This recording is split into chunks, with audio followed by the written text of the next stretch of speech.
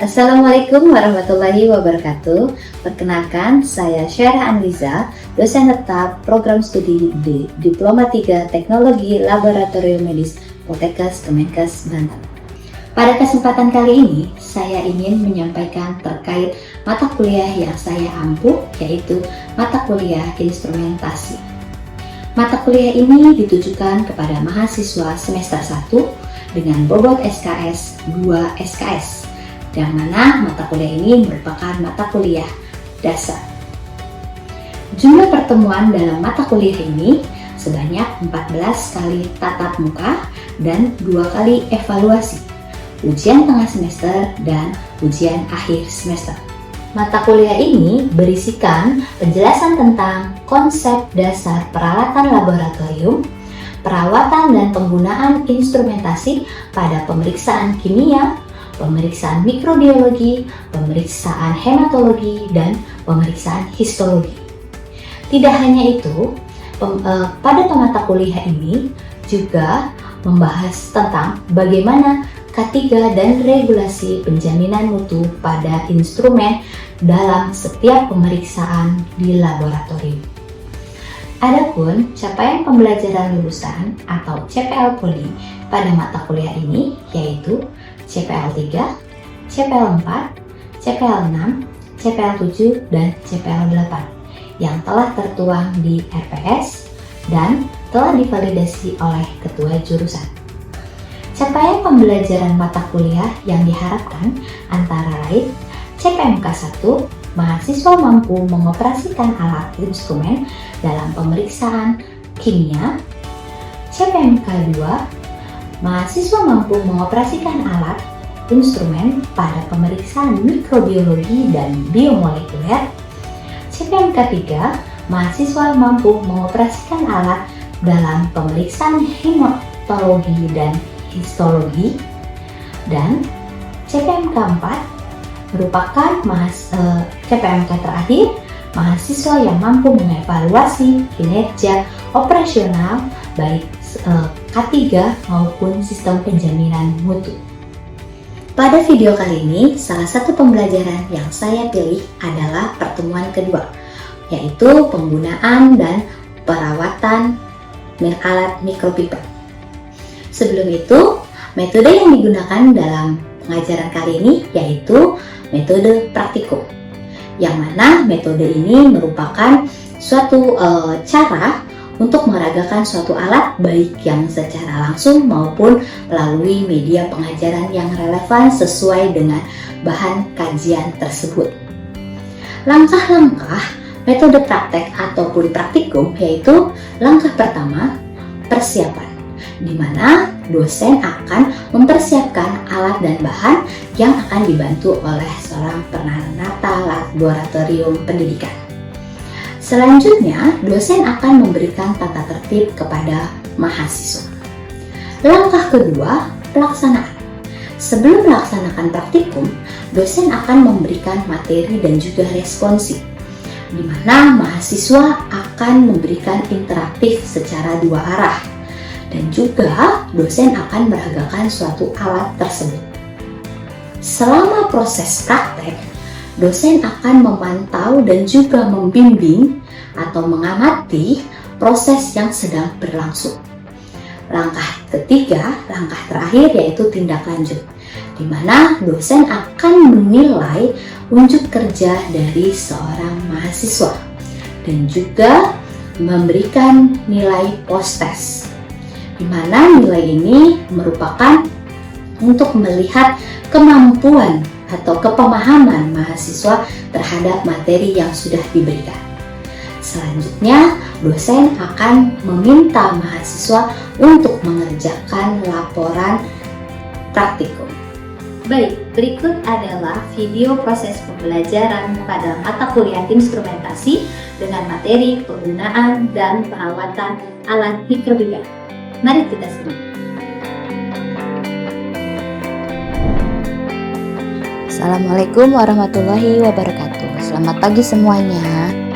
Hari ini kita tentang mikropipet, ya. Capaian dari mikropipet sendiri ya, bahwa mahasiswa itu harus mampu mengoperasikan alat-alat yang di pemeriksaan kimia. Jadi mikropipet ini masuknya adalah ke alat pemeriksaan kimia klinik ya, maupun kimia dasar, itu semua di proses kimia. Nah, sekarang indikatornya adalah kalian wajib bisa mampu menggunakan mikropipet, karena mikropipet itu dasar dari seorang ATLM. Bagaimana sih cara memindahkan suatu larutan? Nah, biasanya alat ini dikenal dengan satuannya liter, ya, mililiter, ya. Ada juga yang mikroliter. Nah, macam-macamnya kemarin mungkin sudah ada yang belajar ya. Kalau kita balik lagi, ada pipet tetes, ya, ada pipet volume, ya, atau pipet volume itu dikenal pipet apa sih? Pipet gondok, ya. Ada pipet ukur, ya, dan terakhir ada mikropipet. Cuma mikropipet berbeda ya sama materinya. Kalau kita lihat dari gambar ini, kira-kira ini pipet apa sih? Bisa nggak buat mengukur suatu larutan?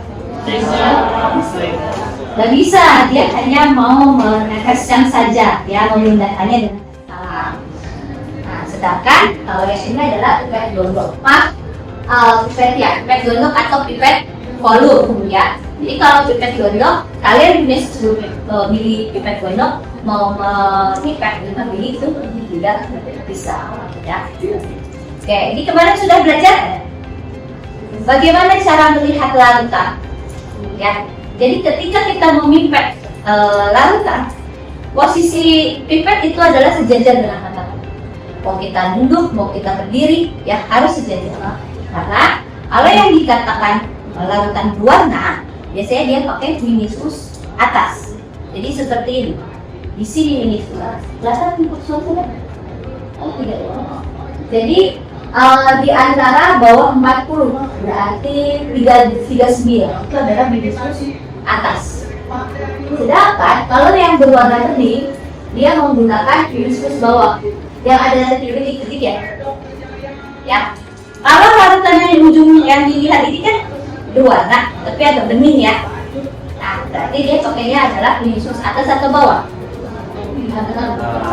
Bawah, ya. Yang berwarnanya sangat gelap, tidak terlihat sebenarnya, itu adalah yang atas saja. Oke, kita skip ya. Kemarin sudah masih belajar ya tentang bulb ya. Kita langsung ke namanya mikropipet. Nah, mikropipet disebut juga dengan pipet piston. Bukan pistol ya, piston. Jenis-jenisnya. Nah, terus kemudian ada yang adjustable volume pipet. Berarti kalau adjustable itu gimana? Bisa diubah-ubah, ya, dia ada pemutarannya, ya. Oke, biasanya seperti ini. Ada yang warna biru, kalau biru itu pasti tipnya warna biru, ya. Ada yang warna putih dan juga ada yang warna putih. Oke, ini bagian-bagiannya, ya. Dari mikropipet yang ujungnya itu dikatakan, yang buat penghisap itu dikatakan plunget, ya, plunger berat. Kemudian di sisi pinggirnya itu dikatakan tip.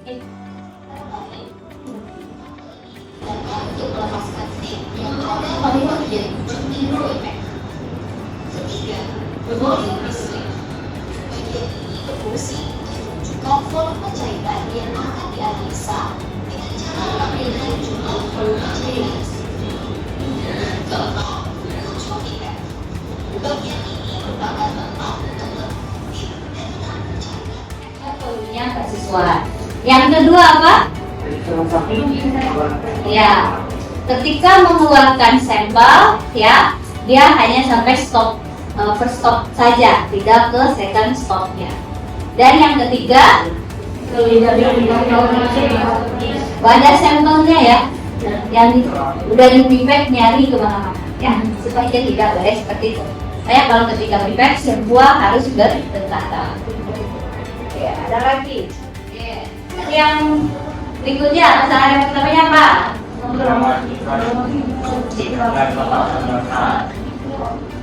tipnya itu lepas ya, diketirkan. Memasukkan tip itu harus dalam keadaan pas. Jangan ditekan banget. Kalau ditekan banget juga bisa aja efeknya bisa patah ya. Jadi pakai perasaan ya. Terus yang kedua adalah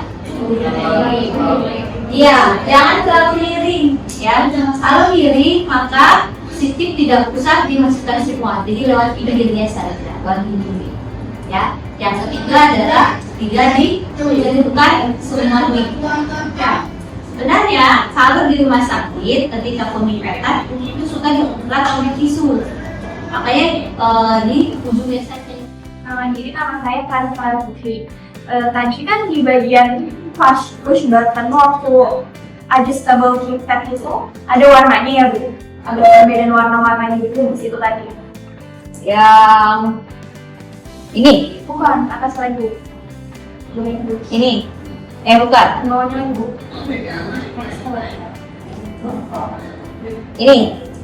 Ada yang warna-warna gitu. Oh, yang kuning, biru, hijau. Ya, itu perbedaan warnanya apa? Oke, biasanya dari ukuran yang memudahkan.